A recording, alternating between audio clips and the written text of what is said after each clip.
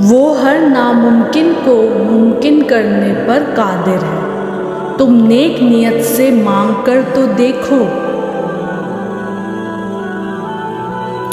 یقین سے بڑھ کر یقین، نفرت کی سب نشانیاں ملنے کے باوجود خدا کی محبت پر یقین، قہر کی سب علامتیں دکھائی دینے کے باوجود اس کے رحم پر یقین۔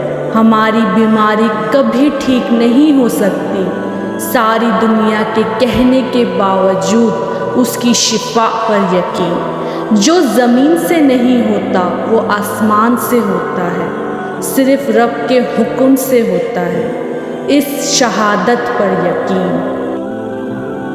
بڑی بے سکون تھی زندگی، پھر اللہ پر یقین مضبوط ہوا کہ اللہ جو کرتا ہے بہتر کرتا ہے، اور اگر وقتی بہتر نہ ہو تو ایک وقت آتا ہے کہ سب بہترین ہو جاتا ہے۔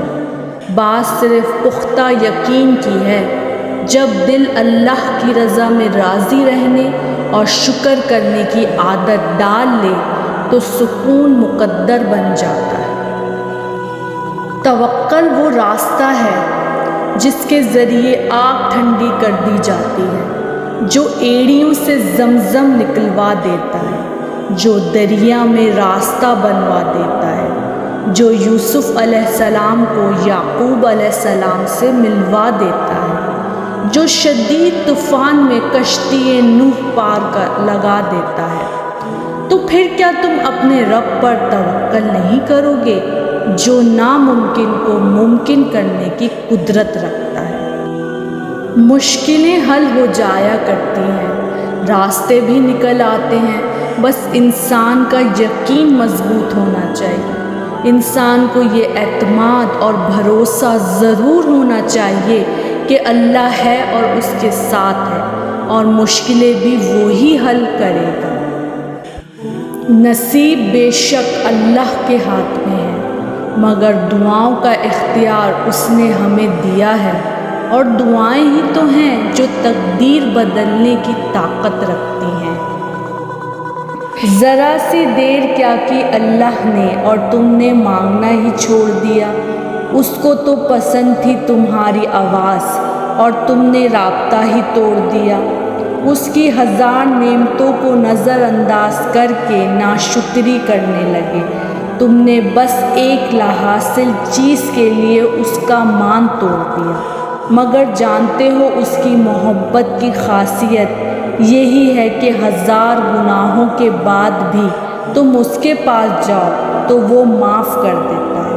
وہ تو کبھی نہیں کہتا کہ دیر سے آئے ہو تو معاف نہیں کروں گا تمہیں۔ وہ تو روز تمہارے پلٹ آنے کا انتظار کرتا ہے، اور تم ہو کہ اس کے در سے رخ موڑ لیا۔ وہ ہمیشہ تم سے محبت کرتا رہے گا، تم کرو یا نہ کرو۔ تمہیں کس نے کہا کہ اس نے تمہاری دعاؤں کو موڑ دیا؟ ہماری زندگی میں آنے والی اور ہونے والی ہر چیز میں اللہ کی مصلحت ہے۔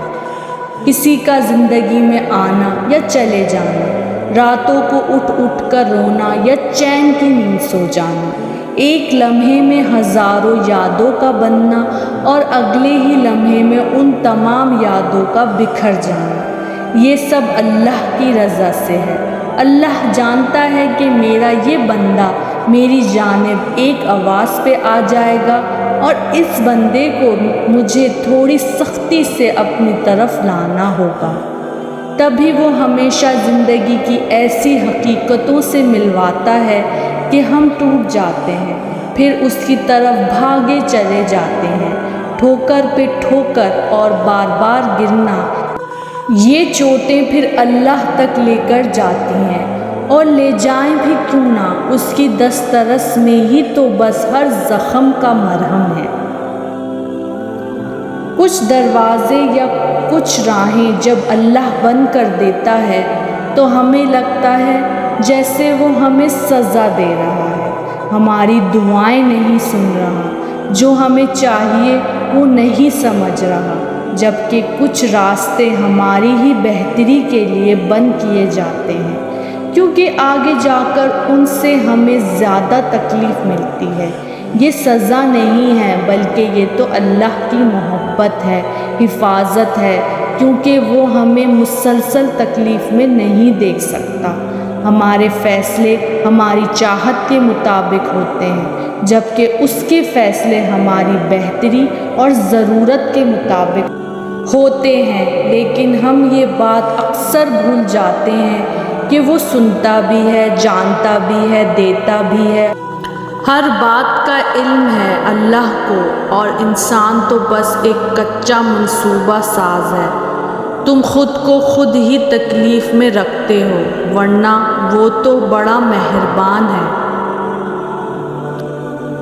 خاک مجھ میں کمال رکھا ہے، اے خدا تو نے سنبھال رکھا ہے۔